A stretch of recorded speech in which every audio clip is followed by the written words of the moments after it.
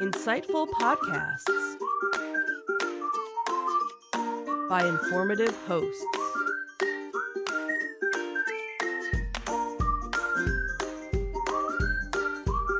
Insights into Things, a podcast network.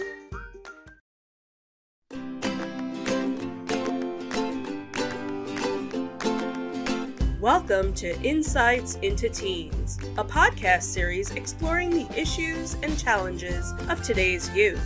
Your hosts are Joseph and Madison Whalen, a father and daughter team making their way through the challenges of the teenage years.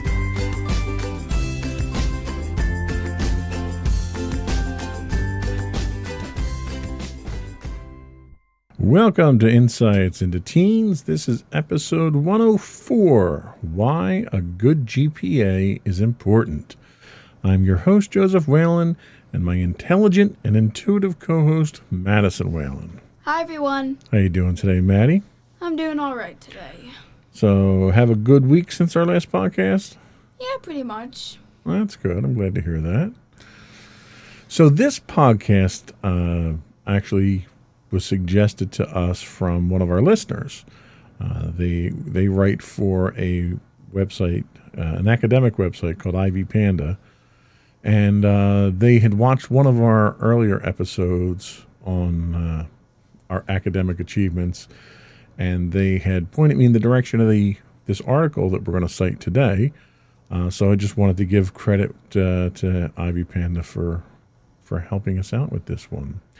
Before we get into that, though, I do want to suggest that, folks, if you are interested in the podcast, you subscribe to us. You can get the video versions of our podcast if you subscribe to Insights into Things. The audio versions of the podcast are available under Insights into Teens. We're available on Apple Podcasts, Spotify, Google, Stitcher, anywhere you can pick up a podcast these days. And we'd also invite you to give us your feedback and give us suggestions. We're always looking for new topics to discuss, so tell us what you want us to talk about. We'll do the research and put the shows together. You can email us at comments@insightsintothings.com. We are on Twitter at insights_things. We are on Facebook at facebook.com/insightsintothingspodcast. You can get us on Instagram at insightsintothings. Or you can reach out to us directly through our website at www.insightsintothings.com. Shall we get into it? We shall. All right, let us commence shouting.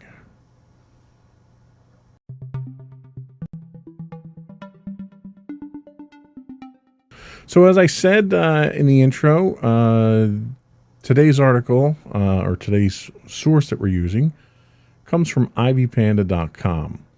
And the first question we ask is, what is a GPA? Madison, why don't you tell us what a GPA is? So GPA stands for grade point average, and it's a number that shows the average of all final grades you've earned over time from schooling. So now, the one thing to keep in mind with GPA, so when you get your grades now, you're graded on a 100-point scale, right? Mm-hmm. Typically, what you see is your GPA is measured in a 4-point scale. Okay. So 100 in your scale would be a 4.0 in a GPA scale. Okay. And depending on what that average is, you'll drop below a 4.0 and a percentage of that or decimal places of that and so forth. So typically, if for a GPA, you're shooting for a 4.0 for the highest grade that you can get. Okay. So why is it important to have a good GPA? What are some of the examples? Let's go down this list of examples here. Why don't you start us out? Having an exceptional GPA opens opportunities for you that you may not otherwise have access to, including academic, professional, and other opportunities. Your GPA is a measure of your success academically, and it is a metric that many people look to not only as a measure of learned knowledge, but of work ethic, dedication, intelligence, and discipline. So basically what we mean by that is when they look at your GPA from a strictly number standpoint, is a measure of what you've done academically. But being a straight A student, that in order to get that high grade point average, a lot goes into it. Yep. Give us some examples of some of the things that go into some of the effort that you have to put forth. Well, one of the main things I have to put forth is problem solving. A lot of times there are points where I don't entirely fully understand something, or I have to come up again, or I have to answer a question in a way that I need to approach a question in a way I haven't done before, and I need to use problem-solving skills in order to solve those problems. Another one would probably be time management. I need to make time for all my studies, and I have to make time to study for all of them. I need to make time to get all of them to work while also still balancing my social and entertainment life. Exactly. So in order to get that high grade point average, the effort that you put in to get that is a measure of you as a person. So your time management skills, your project management skills, the level of dedication you have to see all that through, the level of adaptability you have of taking harder courses. So even though the number itself is a measure of just your academic achievement, when people look at that number, there's a lot more that you get out of that because of the effort and the dedication that you have to put into your academic achievements to get that number. So there's a lot more to it than just, hey, I got straight A's. So they also talk about the better your score on the GPA scale, the higher your chances you have of getting into a prestigious college, or at the very least, it offers you increased opportunities to get into your school of choice. When you go to apply for colleges, they're going to look at what your GPA is. And the higher your GPA is, the more colleges you'll be accepted to, especially if you're looking to get into a prestigious college, an Ivy League college or something like that. They have very strict requirements on your GPA. So if you don't meet the minimum requirements, they won't even consider your application. Tell us about how it affects your employment. So your GPA affects more of a role in your employment than you might think. The higher your GPA is, the better career start you'll get.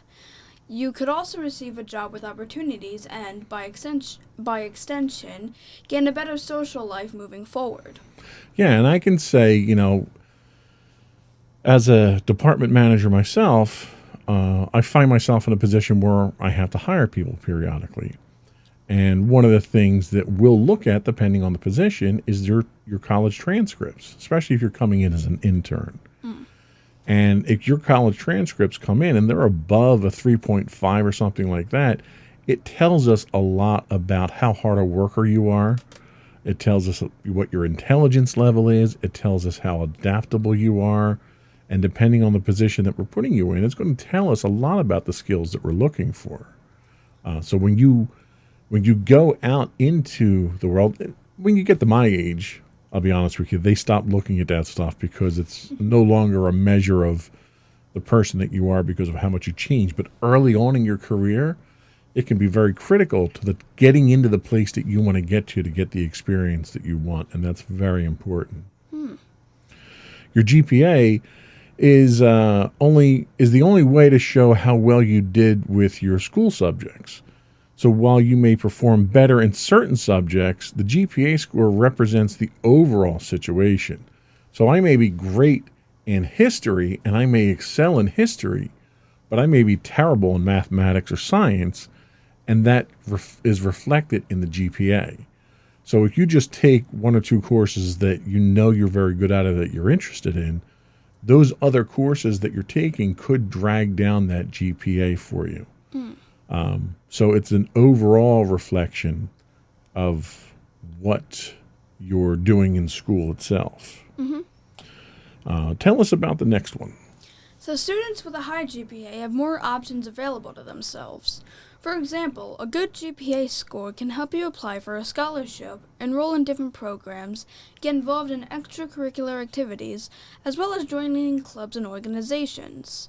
A good GPA score is a way to show clubs, scholarship communities, universities, and organizations that you're a hardworking student who is capable of reaching your goals and that you have ambitions, and most organizations are looking for those people. And I think that really sums up the benefits themselves, because the benefit of a high GPA isn't just that you did well in school. It speaks volumes of your character, your work ethic, your capabilities, your ambition. So it tells a prospective college or employer a lot about who you are as a person, because you got to figure, let's take a job interview, for instance. So when you go to apply for a job, you put together a resume or a CV or something like that that shows why you should be picked for the job. And if you're fresh out of college or fresh out of high school, you don't have a lot of experience to put down there. Mm-hmm. So the one thing that you have going for you at that point, if you have a high GPA, is you put that down and you put down the courses that you've taken and the experiences in clubs and so forth that you were involved in. And the interviewer looks at that and can kind of get a good assessment of the type of person that you are.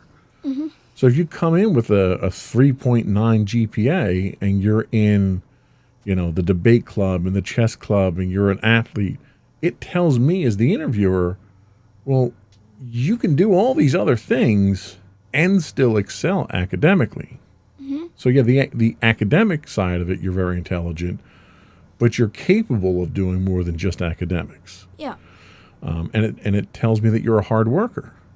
So these are all things that an employer is going to look for.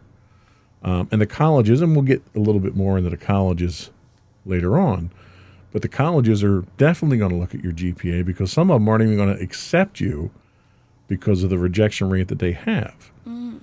There are colleges out there that they pretty much accept anybody that applies to them, but that might not be the type of college you want to go to. Mm-hmm. So when you have the high GPA, that's kind of the collateral that you need to get into the more prestigious colleges that you want to get into. Mm-hmm. So let's take a quick break, and we'll come back and we'll look at what are some of the benefits to you as an individual with a good GPA.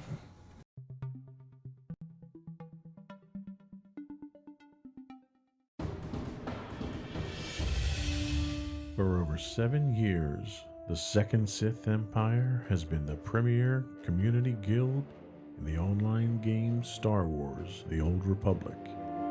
With hundreds of friendly and helpful active members, a weekly schedule of nightly events, annual guild meet and greets, and an active community both on the web and on Discord. The Second Sith Empire is more than your typical gaming group. We're family. Join us on the Starforge server for nightly events such as operations, flashpoints, world boss hunts, Star Wars trivia, guild lottery, and much more. Visit us on the web today at www.thesecondsithempire.com.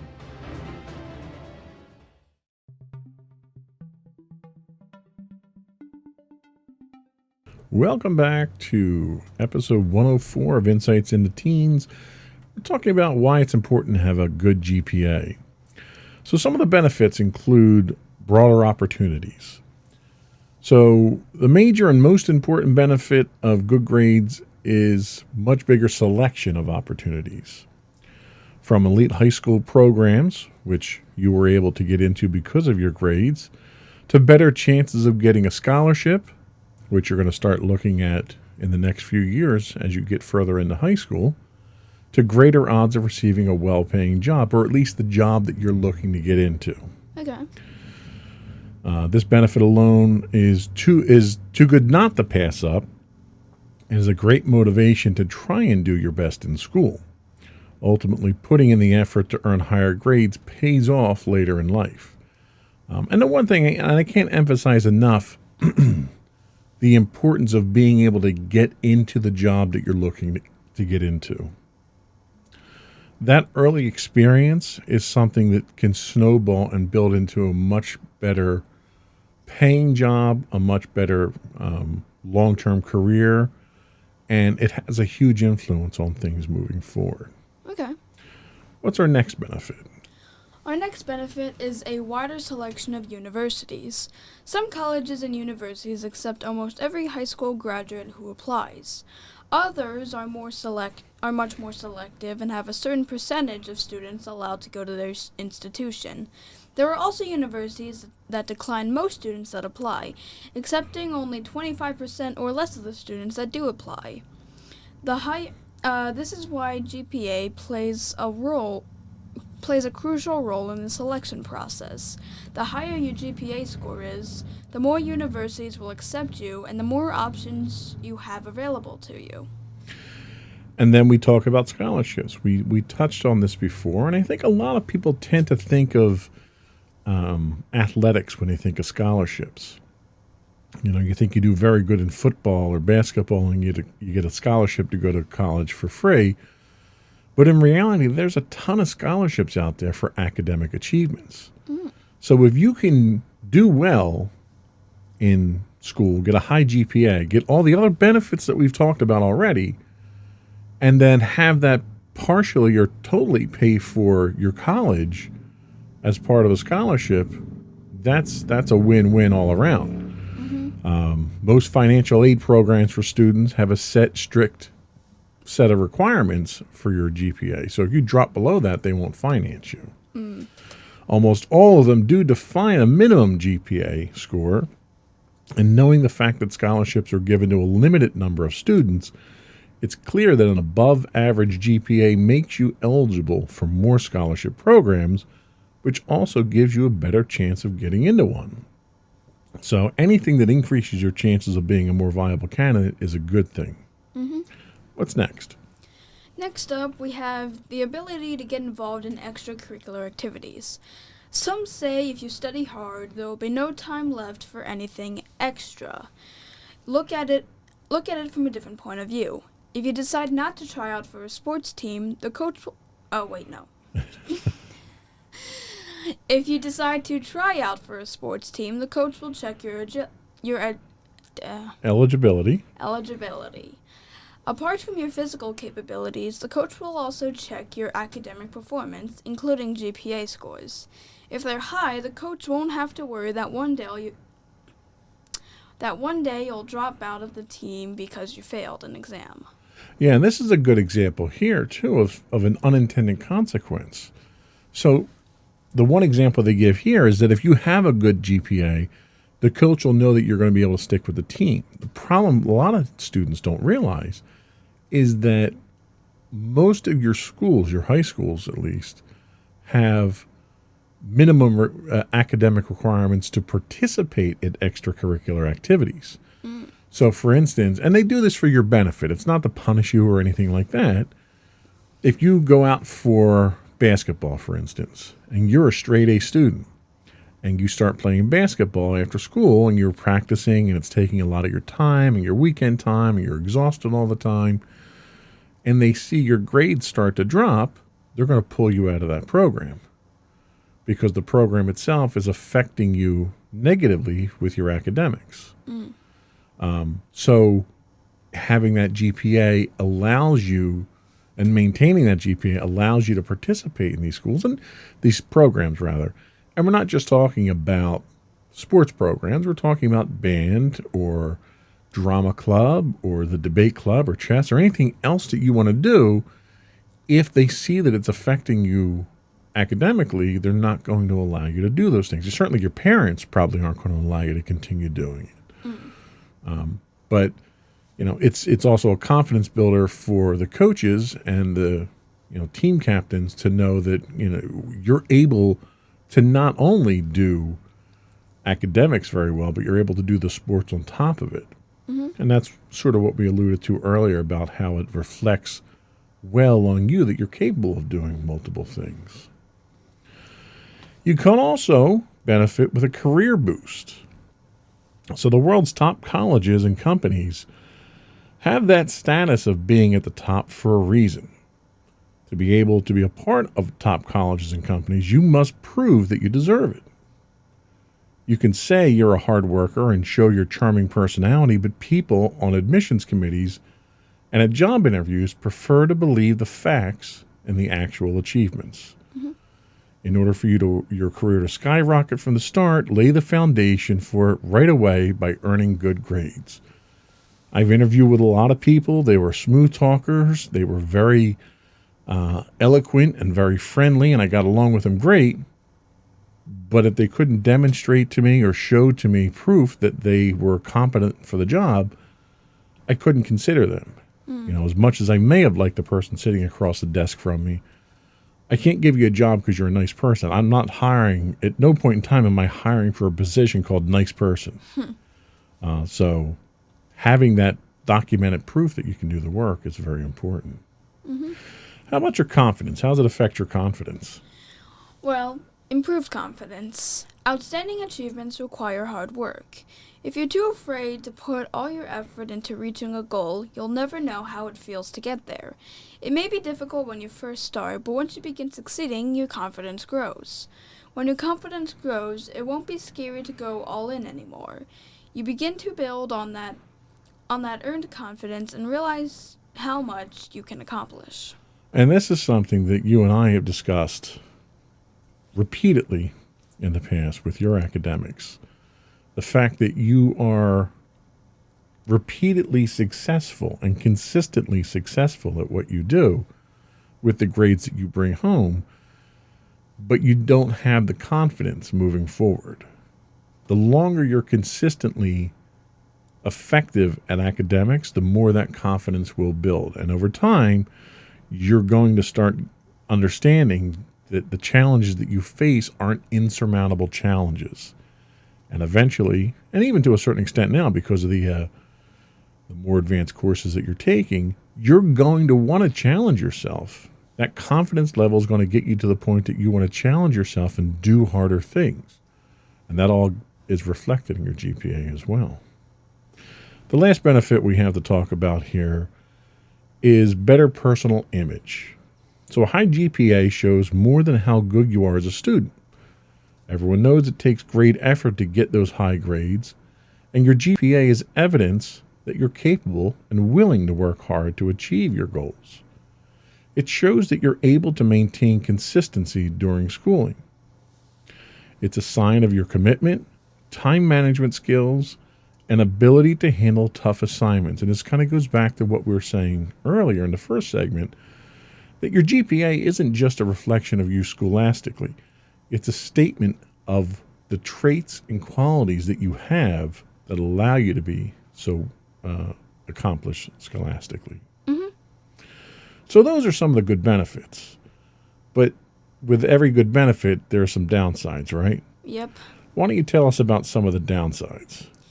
So, one of the main downsides is having to prove yourself more. Talking to an administrations committee or having a job interview will always be a challenge if you have a low GPA. The thing is that you'll have to make people believe you about your other positive aspects and that you really are a good student despite your lacking academic performance. It could even come to having to format and compose your resumes and cover letters in a specific way to avoid scrutiny of a low GPA.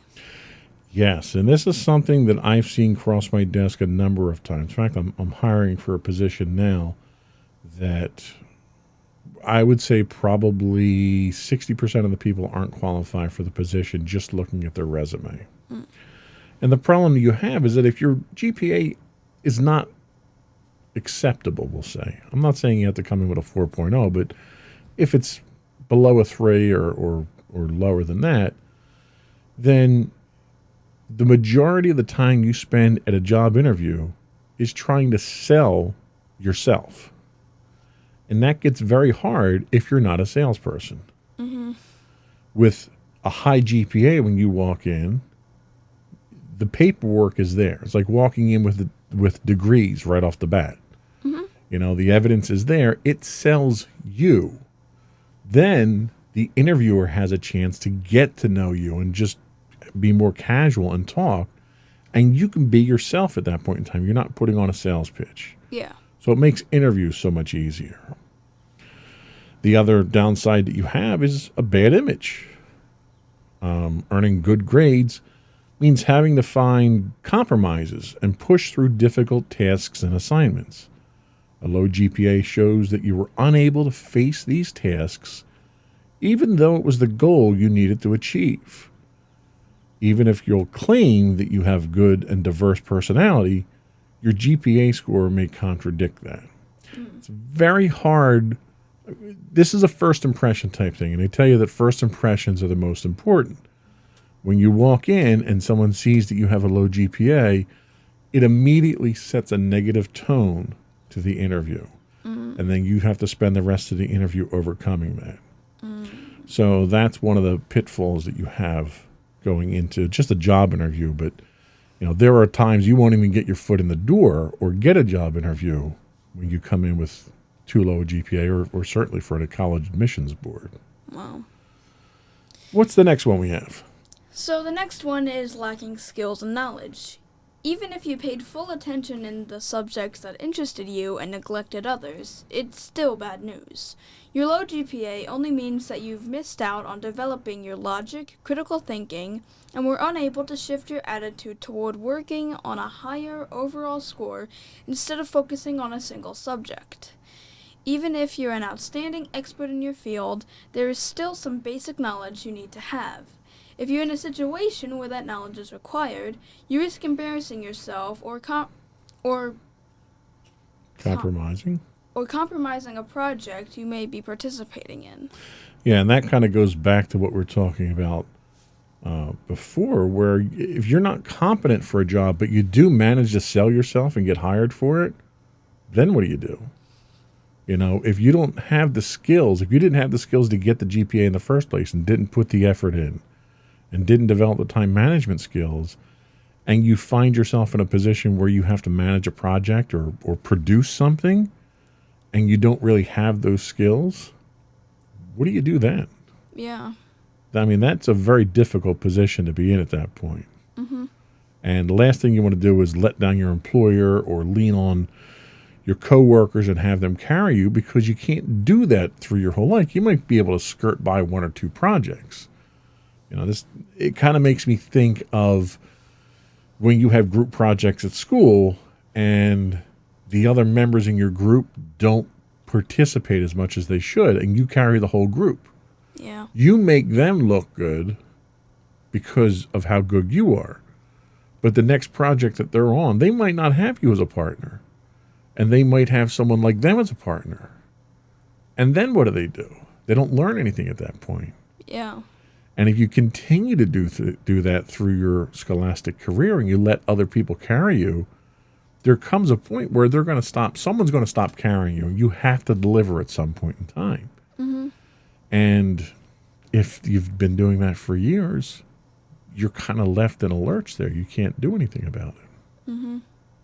So we did talk about time management. So inconsistencies in your grades that led to a low GPA can show you couldn't manage your priorities and leave enough time for all classes. This isn't a good sign when you're applying for a job or when you try to enter a university. If that's not enough, some might even interpret it as a lack of self-discipline because you couldn't push yourself to earn the desired score. So again, it's a reflection of yourself. So what's the last one that we have here? The last one is other people's judgment. GPA is not only an extremely important metric in modern education, but it's also important that other people may build their whole judgment about you as a person around your GPA only, which I'm not sure if you want to do that entirely, but sure, I guess. I don't know. Yeah, it's probably not a good thing, but like they say, some people do that because if you don't come up with a good GPA, you're not even going to get people's attention. True. A higher GPA can be correlated to higher intelligence, better dedication and commitment, willing to work hard, and meet your obligations. But a low GPA can be interpreted as the exact opposite. Right. With a low GPA, people look at that and they think, well, you didn't really apply yourself. Or maybe you're lazy. Or maybe you aren't that intelligent. Maybe you don't have the qualities that we're looking for in our students at this college. Maybe you don't have the ability to do the job that we're looking to hire you for. When you come in with those negative impressions with a low GPA, it's an uphill battle at that point in time. You may be able to do the job. Maybe you coast it through high school. People do that. Maybe you're a lot smarter than what the piece of paper in front of you says. But you have to prove that. Yeah. Instead of walking in with a piece of paper that says I'm that smart, it does the job for you at that point. Yeah. So there's definitely detriments to low GPAs. So we're going to take our last break here, and then we're going to come back and we're going to talk about some ideas on how to improve your GPA.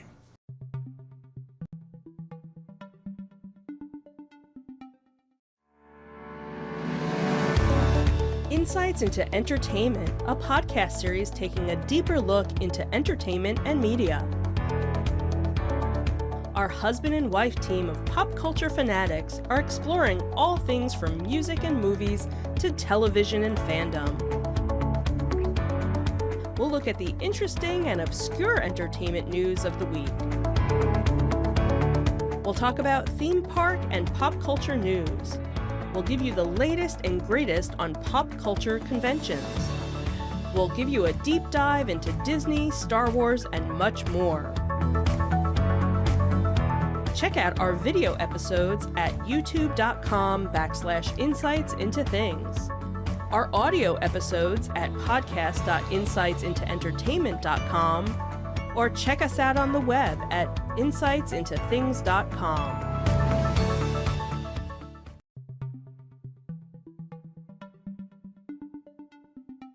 Welcome back to Insights into Teens. So how do you improve your GPA? I think the first thing we should talk about is the fact that you need to know what your GPA is. And if you see that your GPA isn't that high, don't leave it that way. Do something about it. There's a couple of ways, we'll talk about a couple of ways that you can improve your score, but you need to make sure you're looking at what your grades are on a regular basis, because as you move along, you'll find it's a lot easier to keep them up if you see a dip anywhere along the lines. Mm-hmm. What's our first tip on how to improve your GPA? So the first tip is take difficult classes. This might seem counterintuitive, but more challenge can bring more improvement. With more challenges, you'll progress faster and earn grades that you deserve. This mainly applies to people with a good enough GPA, but who want to improve it. And I think this is a great example of what you're doing right now. You're in how many advanced classes right now? 3. So you're in 3. Now you're moving into the college prep courses that you're going to be starting on the academy level when you go into the high school next year. Mm-hmm. How did you take the difficulty? Because you moved from 1 advanced class to 3 advanced classes from last year to this year. How did that impact you from a workload and difficulty standpoint? Well, I will say I was definitely expected of more. Like, I would have live classes with my advanced science and history teachers, which were the extra classes I was taking for advanced. And there were a lot of times where they said, like, since you're in advance, I expect you to do this. And a lot of time it was referring to how much work we were doing and how our work should look like. And I will say the tests were a little more difficult. I kind of had to learn the flow of each of them. So yeah, it was kind of difficult, and I was expected of more, but I did end up getting kind of used to it. Yeah, the expectations go up. There's less hand-holding. There's more expectation for independent work and independent thinking. And all of that drives you towards, going to college because you're not going to get handheld in college. Yeah. What's the next hint that we have? The next one we have is ask for help. There's nothing wrong with asking for assistance when you need it. Many students who experience difficulties make the same mistake. They keep silent about it. Asking for help is a smarter decision than trying to figure out the solution to the problem on your own. That's probably really important at the high school level because the teachers are there to educate you. It's their job to make you succeed. With that in mind, how are you about asking for help when you don't understand something? I definitely think I'm better than I was before. When I was in 7th and 6th, mainly 7th grade, I was always kind of scared to raise my hand to either answer a question or ask a question because I'd either think, well, my answer's stupid, or my question's stupid, or maybe I'm disrupting them, or maybe she can't help me, or I just kind of went through all those problems in my head. And I guess since I've been online for school now, asking questions has kind of been easier for me, and I kind of know that asking questions is better, and I have gotten extra help with them. So, yeah, I'm better than where I was. That's good. Yeah, I guess working online because you can directly message the teacher. You're not, the focus of the class isn't on you when you're asking a question. Yeah. I could certainly see that. And the fact that you're seeing good results from that's important. My philosophy has always been the only stupid question is the one you don't ask. There's never any question you shouldn't ask. You should always feel comfortable doing that. What's our next hint? Our next hint is focus on your studies and follow the schedule. You need to fight the urge to procrastinate. Creating an individual schedule can help you focus on achieving your goals. Have a session of critical thinking and work on your study habits. This usually shows areas that need improvement. So how are you at keeping your schedule, especially now that you're working, you're schooling from home? It's got to be difficult to keep a schedule.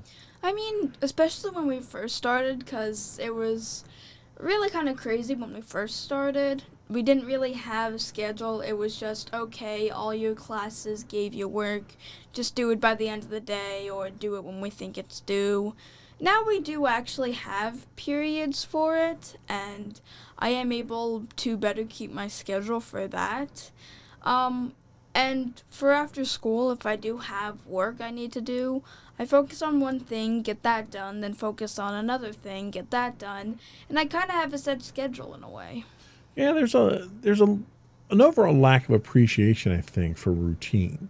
The routines that we get into on a day-to-day basis really help us to keep our focus, to keep us organized, and to a certain extent to motivate us. If I know that I'm going to get out of school at a certain time, then I'm going to work to that goal. If I know that lunch is right around the corner and my stomach's growling, then I'm going to work to get my stuff done. So it's these little milestones that help. And when you get out into the real world and you're working a job, you sort of set those for yourself as well. And usually they tend to revolve around time off or holidays or something like that, or projects. If I know I have a project that I'm working on now, that project usually is planned out to the point where I know when it's going to end roughly.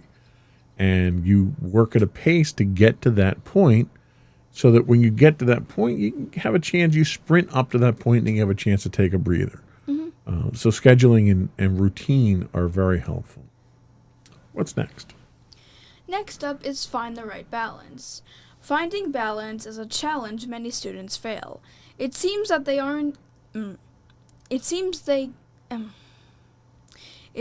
can't figure out where to draw the line between studies and social life, which normally results in poor academic performance. Spend a couple days monitoring how much time you spend on different activities, then make the necessary adjustments. And one of the advantages I think we have right now is there really isn't much social life. But before the pandemic happened, how did you find that balance? Because obviously your grades have been very good for quite some time now. So you must have struck a balance there somewhere. How did you do that? Well, I'll start off where when I was in 6th grade, which still was an interesting time in my life. It was kind of where I tried to find the balance at that point. And when I was doing my schoolwork in aftercare, I guess I would kind of balance my social life at the same time. Like, I'd get my work done, and then I'd go and do something else. My work always came first, and then when I was done, I would go and be social. And even when I was doing my work, I was kind of able to be social because my one friend was younger than me and would usually sometimes need help with her work, and I would always be there to assist. And it was never too hard to the she never really she never really distracted me like everything else did. Me and her were just working on our schoolwork, and it was kind of regular. By the time I was in 7th grade and I didn't have aftercare, I was able to focus more on my studies, and since I really didn't have any clubs at the time, I didn't really have a social life outside of school, besides, of course, texting my friends and stuff. But in school, I would have I would talk with my one friend at lunch, and my friend Mariah and I would go to our buses together once I was done in my locker, so we had a bit of extra time to talk. So it sounded like prioritization really is what gave you that balance. Mm-hmm. You always prioritized your academics over your social life. Mm-hmm. That might get harder as you get older and you get further into high school, where you're going to have much more demands from the social side of things that are going to be tugging at you a little bit more than you were used to. So Yeah. you just kind of have to keep that in mind. What's our next one? Next we have know your strengths and weaknesses. Pick the subjects you're interested in the most, and keep in mind that the more classes you take, the less influence each class is going to have on your GPA. It doesn't mean that you need to cram your schedule full, just pick what you think will keep you interested. How do you think you are at determining what your strengths and weaknesses are? Well, I definitely know that I'm very strong in my academics, and I also know which hobbies I'm strong in and what I'm weak in. And when it comes to my academic subjects, I know which ones I'm better in and I know which ones I'm worse in. So I definitely don't shy away from my weaknesses, and I try to highlight my strengths as well. So are there any academic habits you have that you think need to be improved? I guess more or less understanding that I do have strengths. Like I said, I'm not afraid to know my weaknesses, but I do sometimes overshadow my strengths. Although I am aware of a lot of them, sometimes they do get overshadowed. Just because I guess, just focus on accepting my weaknesses more. Right. That makes sense. What's the last one that we have? The last one we have is set small goals and give yourself rewards. Instead of having one big goal of improving your GPA, have a set of smaller, more realistic goals that you can achieve in a shorter amount of time. Satisfying rewards will keep you motivated, so you'll lower the chance of losing interest and dropping the whole idea. Yeah, and this kind of goes along the problem-solving philosophy that we've talked about a number of times on the podcast. And that is, take those bigger challenges that you have and find a way to divide them up into smaller goals, smaller pieces. And then you attack those pieces individually, and eventually you start seeing the progress that you're making, and those pieces that you've conquered and solved start to assemble like a puzzle, until eventually you've got the whole thing solved. Yep. Because you'll find, from a inspiration and motivation standpoint, and even from a morale standpoint, it's a lot easier to break things into smaller chunks and start getting some of those early victories, what we like to call, the low-hanging fruit. Let's establish some triumphs right off the bat here. Let's get a couple wins under our belt. Then we're going to feel good about it. We're going to be motivated to continue on, and then we'll start getting the more progressively difficult things done. And before you know it, you're 90% of the way there. You're almost done. So dividing things into smaller batches is very important. And giving yourself rewards. The reward could be finishing one of those projects and solving one of those things. The other thing could just be, all right, I'm going to work on this term paper until, such and such time. And the reward that I get, I'm going to go get something to drink, or I'm going to get up and stretch or something like that. And you work in little shifts like that so that you keep yourself motivated, so that you're not sitting there getting bored or distracted. You don't want your mind wandering. You need to take those little breaks, those little rewards. Go play video games for a little bit and veg out. Clear your head. Come back and start anew. One of the things that I always say is if you're working on a problem and you're too close to it, you need to step away for a little bit and you need to clear your head. Then you step back into it. You can look at it from a different perspective. Mm-hmm. So these are all really good suggestions on how to improve your GPA. Obviously, right now, they're not things that you need to worry about because your GPA is high enough, but there's a lot of people out there that could probably use a little bit of help in that area. Yep. I hope we've kind of done the article at Ivy Panda Justice here and emphasized the importance of how your GPA can affect you academically, professionally, personally, and talked about some of the high points there. We'll be right back and we'll get your closing remarks. Alrighty.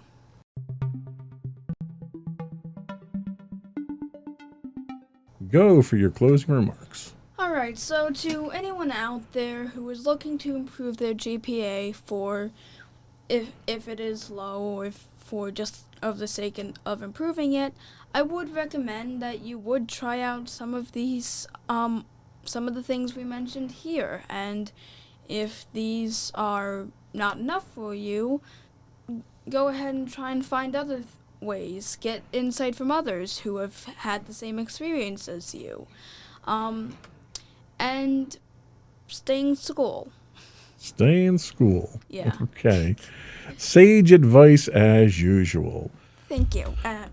You don't have to hit the microphone. There's no need to get violent. I didn't mean to hit it. Before we go, I would once again suggest you subscribe to the podcast. Video versions can be found listed as Insights into Things. Audio versions of the podcast are listed as Insights into Teens.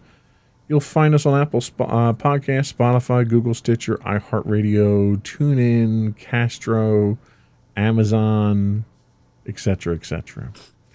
We would also love to get your feedback. This article, or this episode, was thanks to feedback from one of our listeners. We would love to get more feedback on topics you'd like us to discuss, topics you'd like us not to discuss.